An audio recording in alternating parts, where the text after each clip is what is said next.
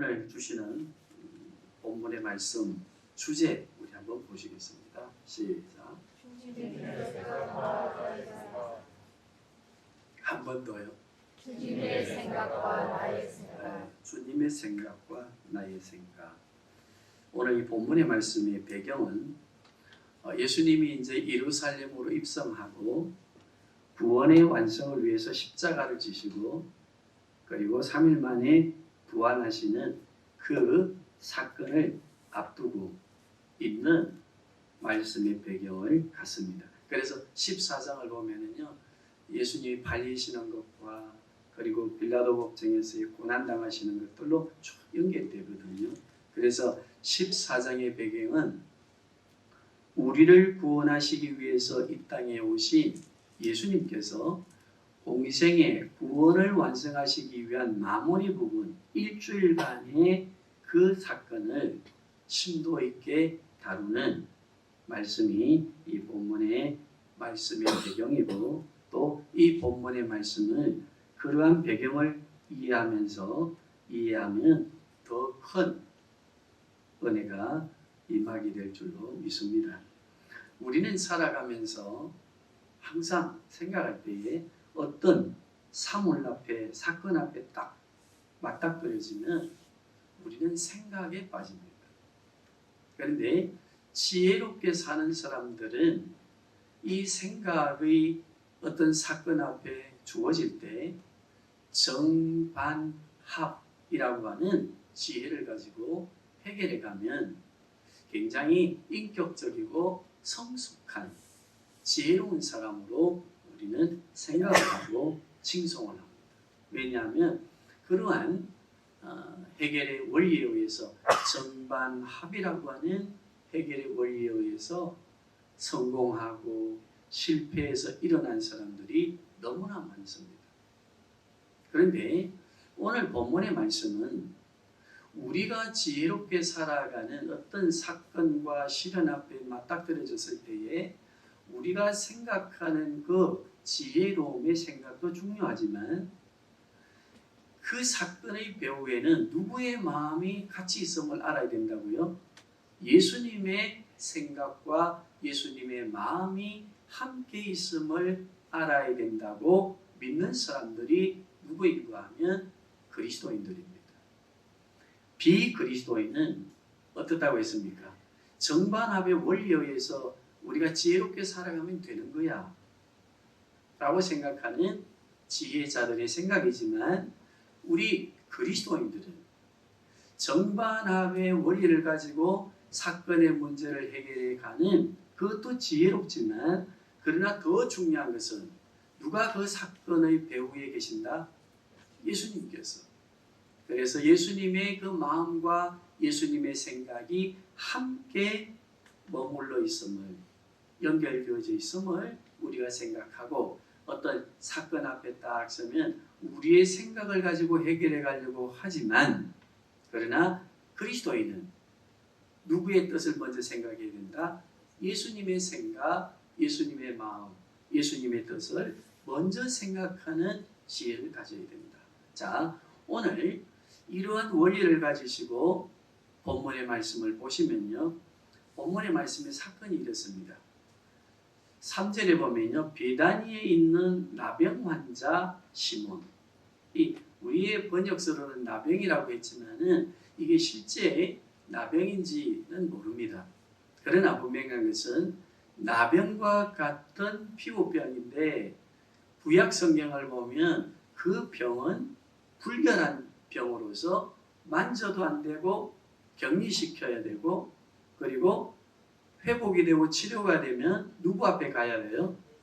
제사장 앞에 가서 판정을 받아야 되고 자유로운 몸이 된다라고 하는 이 병의 규정을 보면, 이 나병으로 번역되어진 이 특이한 이 병은 뭘 말씀하시는가? 우리의 죄인된 우리의 모습을, 그리고 그리스도를 통해서 우리가 회복되어지는 어떤 과정에 관한 것을, 이 구원의 과정에 관한 것을 말씀해 주시는 또 하나의 의미가 있음을 이해하시고, 이 본문 안의 내용이 뭡니까? 예수님이 이제 시몬의 집에 들어가서 앉으시니까 한 여인이 값비싼 향유를 깨트려서 예수님의 발과 그리고 몸을 씻어 주시는데 그때 누가 보고 있습니까? 제자들과 함께 그 사건을 본 사람들이 불평을 합니다. 불평을 하는데 이게 화를 내었다, 분을 내었다라고 하는데 어떻게 분을 내었는가? 정말 경노하는, 우리 경상도 말로 하면 씩씩거리면서 저 여자가 미쳤지. 저기 돈이 얼마짜린데 저걸 왜 예수님께 부어서 낭비한단 말인가? 저 향유를 팔면 이게 얼마 된다고 했어요? 300데나리온인데요. 300데나리온이 얼마나 큰 돈인가 하면 그 당시에 1이 그 금료가 얼마였는가 하면 1데나리온이었습니다. 그러면 300데나리온이면 얼마를 벌어야 됩니까? 얼마의 돈입니까? 1년치의 돈이다, 그죠? 오늘 우리의 삶으로 적용해 보면 1년치가 모으면 아무리 안 돼도 좀 중간, 낮은 거 중간으로 계산해 보면은 4천만 원은 안 되겠습니까? 3천만 원에서 4천만 원. 그렇다고 한다면 굉장히 큰 돈이거든요. 그래 그것을 생각하면서 낭비한다 생각하고 제자들과 함께 많은 사람들이 보면서 씩씩거렸어요. 자기들의 생각의 기준을 가지고 막 분을 내었는데 어떤 분을 내었는가 하면 따라합시다. 옳은 분. 맞아요. 씩씩거리는 그 사람들이 말이 맞아요. 왜냐하면 레위기서와 신명기서를 가보면은요, 가난한 사람들을 위해서 귀한 것들은 팔아 뭐 하라고 했어요? 구제해라. 25장에도 신명기에도 15장에도 말씀하셨거든요. 그러므로 그 사건을 보면서 불평하고 분노한 사람들의 생각이 틀렸어요? 맞았어요? 이치에 맞아요. 자기들의 합의 생각, 자기들이 생각하고 있는 성경 말씀 내 구약의 말씀에 근거해 보면 틀림이 아니에요. 그런데 여기에 예수님께서 뭐라고 말씀하시는 내용입니까? 너희가 왜 너희들의 성경을 보는 기준을 가지고 왜 저 여인을 괴롭게 하느냐? 내버려 두라. 내버려 두란 말은 하던 일을 계속하게 하라. 왜냐하면 저 여인이 지금 하고 있는 일은 낭비함으로 너희가 분낼 일이 아니라 너희들이 생각에 옳다고 생각하면서 여인을 괴롭게 할 일이 아니라 저 여인은 나를 위하여 나의 장래를 위하여 무슨 일을 하고 있다? 좋은 일을 하고 있다. 여기에서 우리 성도님들 한 가지 이 본문의 말씀에 대한 교훈을 받아야 되는데 한번 따라하겠습니다. 옳은 일과 좋은 일의 차이점. 이걸 꼭 기억하셔야 됩니다. 옳은 일과 좋은 일의 차이점. 제자들과 함께 그 4, 5천만 원 되는 향유를 깨트려서 예수님의 발을 씻기는 것에 낭비하니까 구약의 말씀을 생각하면서 척을 팔아서 가난한 사람들이 도와주면 엄청난 일을 할 것인데 척을 왜 낭비하지? 라고 하면서 뭘 했다고요? 분노하면서 누구를 괴롭혔어요? 그 여인을 괴롭혔어요. 그랬더니 거기에 예수님께서 말씀하십니다. 예수님의 생각이 예수님의 말씀을 생각을 들려주시는데 뭐라고 말씀하시는가 하면 괴롭게 하지 마라. 저 여인이 하는 일을 계속하도록 해라. 저 여인은 나의 장래 후속사를 위해서 구원의 십자가 사건을 위해서 좋은 일을 하고 있다. 그리고 난 뒤에 예수님이 말씀하십니다. 가난한 자들은 이 땅에 예수님이 오실 때까지 가난하다. 가난한 사람은 이 세상에 끊어지지 않는다. 임금님도 가난한 백성을 해결할 수 있어요? 없어요? 다 해결할 수 없다. 왜냐하면 가난한 사람들은 이 땅이 이 지구촌이 예수님이 오실 때까지 존재하는 한 많은 가난한 사람들은 나오게 된다. 그러므로 가난한 사람들은 항상 있을 것이고 너희와 함께 있다. 그러나 나는 이제 십자가에서 죽고 3일 만에 부활해서 너희와 함께 이제 거하는 것이 아니라 천국의 복음, 아까 박경호 집사님 말씀하셨는데 40일 동안 다시 이 땅에 예수님이 오신 목적에 대하여 복습시키고 하나님 나라가 어떤 나라인가를 설명해주고 나는 성천에 가야 되기 때문에 너희와 이제 함께 걷지 못한다. 함께 있지 못한다. 그러므로 너희는 이 여인이 하는 일에 대하여 책망하지 말아라. 그러면서 뭐라고 말씀하십니까? 마지막 절에 예수 그리스도의 복음이 전거되어지는 곳에는 이 여인이 한 일을 어찌하라? 기억하게 하라. 그러면 예수 그리스도의 복음이 전거되어지고 이 여인이 한 일을 기억하라고 하는 공동체가 무슨 공동체입니까? 교회 공동체. 예수 그리스도의 복음이 전거되어지고 교회 공동체가 형성되어져서 하나님 앞에 말씀으로 예배드리는 그 모든 예배 처소에는 믿는 사람들에게는 이 여인이 한 일을 어찌하게 하라? 기억하게 하라. 이게 이제 본문의 내용이거든요.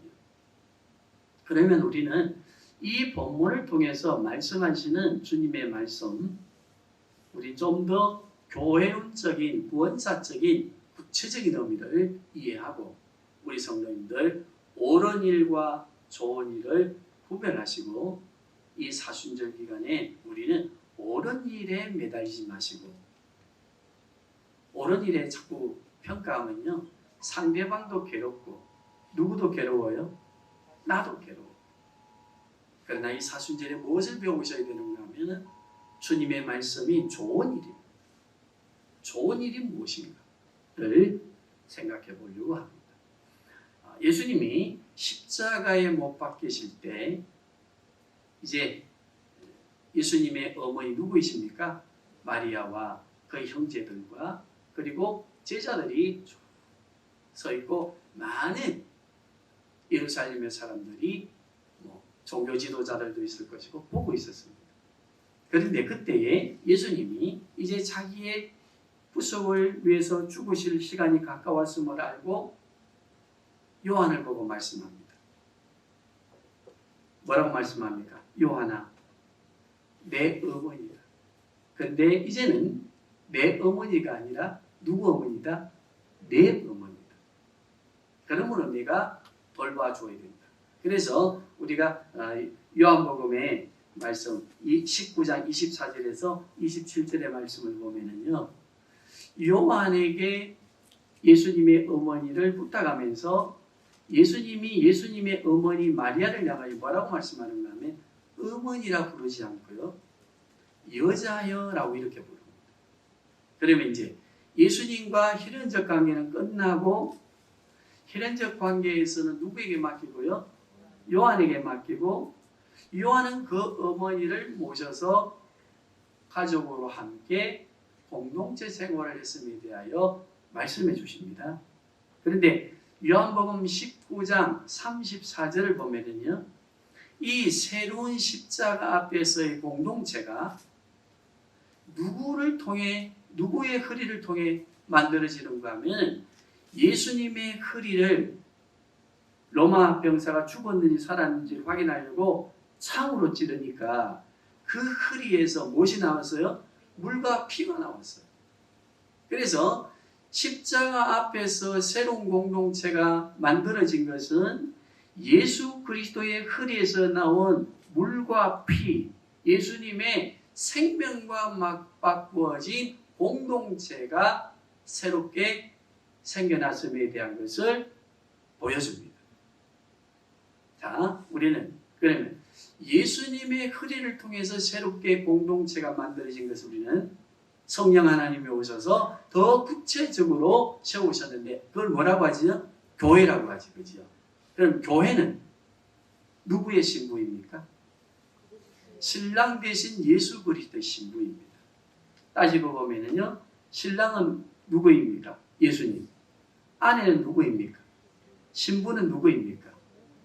예수님의 허리를 통해서 속죄함을 받고 허리를 통해서 쏟아진 물과 피를 통해 부속함을 받은 공동체 교회가 예수 신랑 되시는 예수님의 신부 아니겠습니까? 신랑 신부의 개념을 이해하시고, 자, 첫째 아담, 창세기 우리 2장으로 한번 가보시면요, 하나님께서 아담을 만들어 놓고 보시니까 다 짐승들은 암컷과 수컷 식물들마저도 그렇게 만드셔서 좋았더라고 했는데, 우주 만물을 통치하고 다스릴 인간 창조를 아담 혼자만 딱 해놓고 보니까 좋았어요, 안 좋았어요?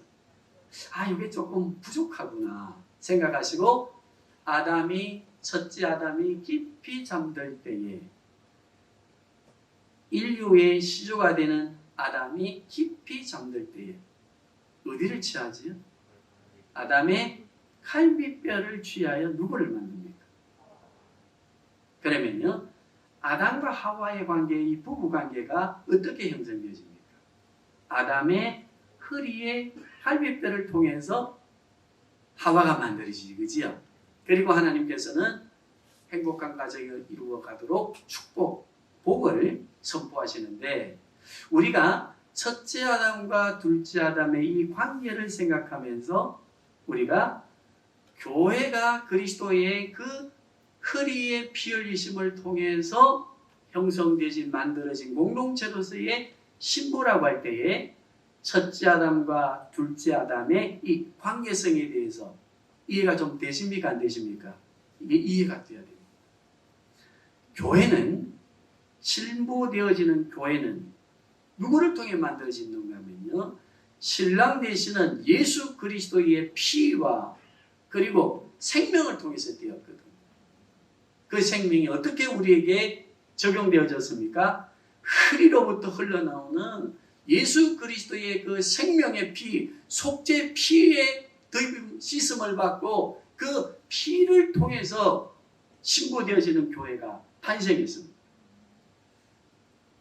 첫째 아담은 어디에서 하와가 탄생했어요? 똑같이 그지요? 자, 그렇다고 한다면 예수님께서 말씀하신 옳고 그름을 가지고 여인을 괴롭히지 말아라. 이 여인은 나의 장래의 구원을 위하여 좋은 일을 하고 있다. 그리고 이 여인이 한 일이 교회의 복음이 선포되어지는 것에는 그 일을 기억하도록 해라. 여기에 주시는 말씀에 교훈이 있습니다. 우리 성도님들, 교회를 세워간다고 하는 것은 이 교회론의 사순적인 원리를 통해서 교회를 이해한다고 한다면, 교회 안에도 우리가 가정 안에도 직장 속에서도 사업장에서도 우리가 관계를 맺어가는 사회 모든 교제하는 공동체 모임 속에서도 저마다 바른 말을 할 수 있고 옳은 말을 다 할 수 있습니다. 그런데 옳은 말을 하면은 무엇이 있는가 하면요, 옳은 말을 하는 사람은 정이라고 한다면, 옳은 말을 하는데 듣는 사람은 때에 따라서 무엇이 될 수 있어요? 반이 될 수 있고, 거기에 합이 돌출된다고 하여도 이 정과 반의 생각을 가지고 있는 사람들에게는 합이 잘 이루어지지 않고 계속해서 뭐가 생기지요? 갈등이 생깁니다. 분쟁이 생깁니다. 다툼이 생깁니다. 갈등과 다툼과 분쟁은 옳은 말을 하는데 일어나는 그 서로를 고통스럽게 하는 분냄과 다툼과 분쟁은 심하죠. 옳은 말을 하는데 누구의 속성입니까? 누구의 속성입니까? 사단의 속성 아닙니까? 우리는 교회와 연관되어진 옳은 일과 좋은 일을 꼭 기억하셔야 됩니다. 우리는 하나님의 말씀을 대면서 제자들 들으며 좋은 일을 해야지, 옳은 일을 해야지 뭐 그런 일을 하고 있노 라고 말할 수 있고, 가정에서도 부부관계 속에서도 우리는 옳은 일을 가지고 다툴 수 있습니다. 그러면 옳은 일에는 아내 생각이 다르고 남편 생각이 다르니까 거기는 정과 반이 일어나니까 갈등과 분쟁과 다툼이 생길 수밖에 없습니다. 그게 합의라고 하는 게 잘 안 일어납니다. 지금 정치권 보십시오. 정치인들 한번 보십시오. 그렇다고 한다면 우리 교회 안에도 교회를 세워가는 데에는 항상 사람들이 하나님의 말씀에 근거하여 바른 말을 하려고 하는 사람들이, 옳은 말을 하려고 하는 사람들이 많이 있게 됩니다. 그런데 우리는 2021년 사순절 첫 번째 주의 날 예배를 통해서 우리는 2030년을 바라보는 이 중요한 또 한 해를 맞이한 이 봄날 사순절기에 주시는 말씀으로 따라하십시다. 우리 교회는 옳은 말을 통해서 교회를 세워가는 것보다는 좋은 일을 통해서 교회를 세워가자. 좋은 일이 무엇일까요? 예를 들겠습니다. 부부관계 예를 듭니다. 좀 치약을 좀 밑에서부터 짜올려 쓰라 하니까 아내가 이야기합니다. 그러면 저 같은 경우에는 중간에 해다가 나중에 다 떨어져 가면 밑에서 짜올리면 되는데 그게 뭐 그건 대수냐 라고 아내는 옳은 말을 했는데 나는 무슨 생각을 하게 된다고요? 남편은 반대되는 생각을 하게 되어 있습니다. 또 청소해 보면요, 주방에서 아내 되는 사람은 강하게 외줄로 쫙 나오는 것으로 수도꼭지를 조정하는가 하면은 남편이 또 할 때는요 부드럽게 여러 갈래로 나오는 것으로 청소하는 꼭지를 조정할 수 있습니다. 그러므로 같은 시간과 공간 안에 같은 일을 한다 해도 내가 옳다고 생각하지만은 무엇이 생길 수 있어요? 반이 생길 수 있죠. 그죠? 그래서 제가 이제 어제 자연인, 부부 자연인을 보았는데 거기서 제가 설교에 오늘 좋은 예와 우리 성도님들의 이해를 돕는 데에 굉장히 좋은 걸 주시는구나. 때에 따라서 성령 하나님이 공급해 주시는구나. 그래서 제가 아멘, 할렐루야 한 게 뭔가 하면요. 부부가 이야기합니다. PD가 물었습니다. 서방님과 다툼이 있습니까? 없습니까? 피 터지게 싸워요. 그래 옳고 그런 걸 따지면서 싸워요. 당신 그래 갖고는 안 된다. 담배를 끊어야 된다. 술을 끊어야 된다. 옳은 말입니까? 틀린 말입니까? 옳은 말이지. 당신 떠나면 우리 아이들은 어쩔 게고 아이들 봐서라도 건강을 지켜야 되고 일하러 가야 되고 사회에 실패했다고 해서 이 주저앉아 누워서 술만 먹으면 안 되고 해야 된다. 등등할 때는 뭐가 일어났어요? 피 터진 싸움이 일어났는데 산에 들어와서 깨달았다는 거라. 따라합시다. 옳은 말을 하는 것보다 좋은 말을 하는 것이 회복이었다. 여보, 당신이 그때 말 안 듣고 참 해서 우리 피 터지게 싸웠을 때 내가 미웠지. 그러나 지금은 뭐 우리가 행복할까? 뭐였습니까? 좋은 말인데 뭔가 하면요. 아이들을 봐서라도 당신은 술을 끊어야 돼, 담배를 끊어야 돼가 아니라 똑같은 자녀를 위해서인데 자녀를 위해서 당신이 건강한 모습으로 살아있어야 돼. 라고 하는 위로와 격려와 소망을 주는 좋은 말을 하게 되니까 싸움이 일어나 안 일어나? 안 일어나고 막 이 도심으로 내려오기가 싫대. 얼마나 그게 좋은지. 옳은 말을 하면서 다툼이 없고 좋은 말을 하면서 부부가 화합하니까. 그러면서 자녀들이 잘 뛰어가는 걸 보고 보람을 느끼니까.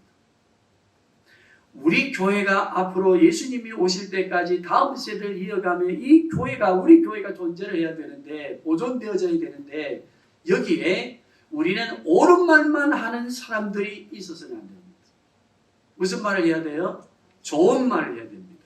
그리스도의 몸된 교회를 위해서라면 우리가 이렇게 하자, 이렇게 하는 일에 더 합의적인 마음을 가지고 말씀에 근거해서 우리가 더 이해하며 하자. 힘없는 사람이 와도 힘 있는 사람이 와도 그리스도의 교회를 위해서 우리가 필요한 사람들이니 우리가 함께 가자 라고 하는 서로가 서로를 향하여 뭐 해주는 옳고 그름을 가지고 지적하고 따지는 것이 아니라 우리 함께 힘을 모아 우리 함께 이 길을 걸어갑시다 라고 하는 소망과 희망과 믿음과 사랑의 언어들로 그리고 격려하는 말들로 생각들로 가득 차게 될 때 그리스도의 교회가 왕성해집니다. 내 말이 전거되는 곳 그때마다 이 여인을 기억하게 하라. 좋은 말을 하는 교회가 그리스도께서 오시는 그날에 그리스도를 영접하는 지혜로운 다섯 처녀로서의 모습을 가지게 될 줄로 믿습니다. 우리 교회는 어떤 교회가 되어야 되겠습니까? 될 수 있으면 구약의 말씀에 근거하여 옳고 그름을 따지고 지키라, 지키지 말아라, 그러면 산다, 복받는다, 안 그러면 죽는다, 이런 옳고 그름에 시달리는 교회가 되어서는 안 됩니다. 복음에 근거하고 말씀에 근거하고 오늘 예수님이 말씀하시는 말씀이 기준이 되어서 우리 교회 안에는 무슨 말이 넘쳐나야 됩니까? 사랑과 소망과 믿음의 언어, 좋은 언어들이 성령의 열매로서의 언어들이 차고 넘쳐서 우리 교회를 건강하게 해야 될 줄로 믿습니다. 또 자연인 부부 이야기. 스바님이 그러면 그렇게 좋은데 이제 좋은 말을 통해서 좋다 하는데 솔직하게 한번 이야기해 보세요. 어째서 좋습니까? 했더니요. 그분이 참 대단하다고 생각해요. 비교할 사람이 없으니까 좋지요. 산에 뭐 단둘이 사는데 뭐 누구하고 비교하겠습니까? 비교할 사람이 없으니까 내 신랑을 보는 시간이 많아지고 내 아내를 보는 시간이 많아지니까 좋다는 거예요. 도심지 생활에서는 비교할 사람도 멋있는 남자 여자도 많고 그리고 서로를 볼 수 있는 시간이 먹고 산다고 바쁘다 보니까 얼굴 보는 게 기껏해야 밥 먹는 시간에 5분 그것도 옳은 소리 바른 소리 한다고 타닥타닥 싸우다 보면은 또 분방. 그러니까 비교와 갈등의 연속이었지만은 이제는 산에 들어가서 딱 보니까 비교할 사람이 없는 거예요. 그럼 좋아 안 좋아? 그러면서 또 좋은 말만 해. 우리가 예수 그리스도의 품 안으로 들어왔습니다. 우리가 좋은 말을 할 수 있는 교회가 되려고 하면은요, 예수 그리스도 신랑 되신 예수 그리스도와 세상의 신랑과 비교해서는 안 됩니다. 세상의 우상들과 세상의 좋은 것들과 예수 그리스도를 비교하면 우리에게는 좋은 말을 할 수가 없습니다. 큰 교회와 비교하고 능력 있는 교회와 비교하고 더 어떻게 했더니 잘 되었다고 간증하는 교회와 비교하기 시작하고 그래 해야 된다고 하는 옳은 말이 넘쳐나면 갈등이 오히려 생깁니다. 분쟁이 생깁니다. 다툼이 있습니다.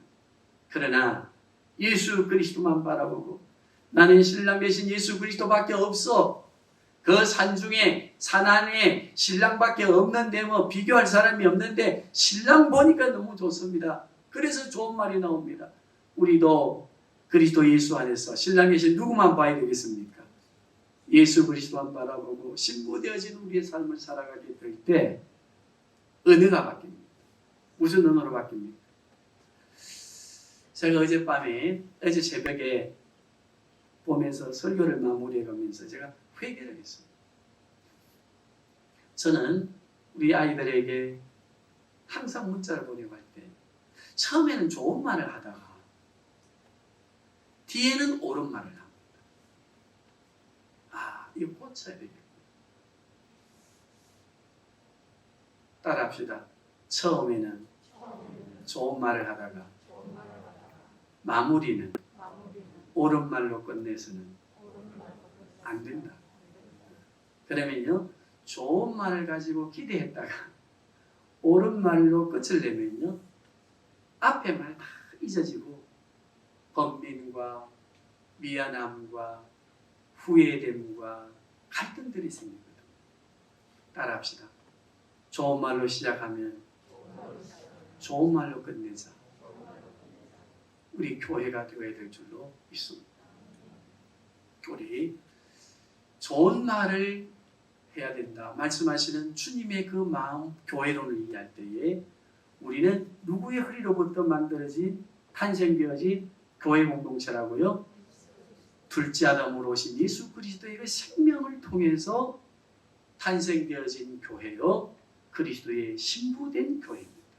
그렇다면 우리의 생각을 따라야 되겠습니까? 구약에만 한계되어져 있는 율법을 따라가야 되겠습니까? 아니면 주님의 생각으로 말씀하시는 복음의 진리를 따라가야 되겠습니까? 복음의 진리를 따라갈 때에 좋은 말을 하게 되고, 그게 누가 역사하시는가 하면요, 성령 하나님께서 역사하십니다. 우리의 가정이 좋은 말로 넘쳐나기를 바랍니다. 우리의 직장과 사업장 안에서 우리는 좋은 말을 해야 됩니다. 세상 사람들은 위에 상관은 한 신입사원을 향해 옳고 그름을 가지고 반죽해 놓더라도 우리는 기가 죽어있는 그 신입사원을 불러서 좋은 말을 해야 됩니다. 용기를 주어야 됩니다. 할 수 있단 말해야 됩니다. 나도 그런 시절이 있었는데 이겨내고 지금의 위치로 왔다. 힘을 내세요. 힘을 내거라. 거기에 뭐 나는 이렇게 했더니 이렇게 됐고 그러므로 너는 이걸 고쳐야 되고, 그런 옳은 말을 해보았자 서로를 괴롭히게 됩니다. 이 어리석음을 범하지 않는 우리 인생의 삶, 우리 교회, 우리 성도님들의 가정, 직장, 사업장이 될 수 있기를 주님의 이름으로 부탁합니다.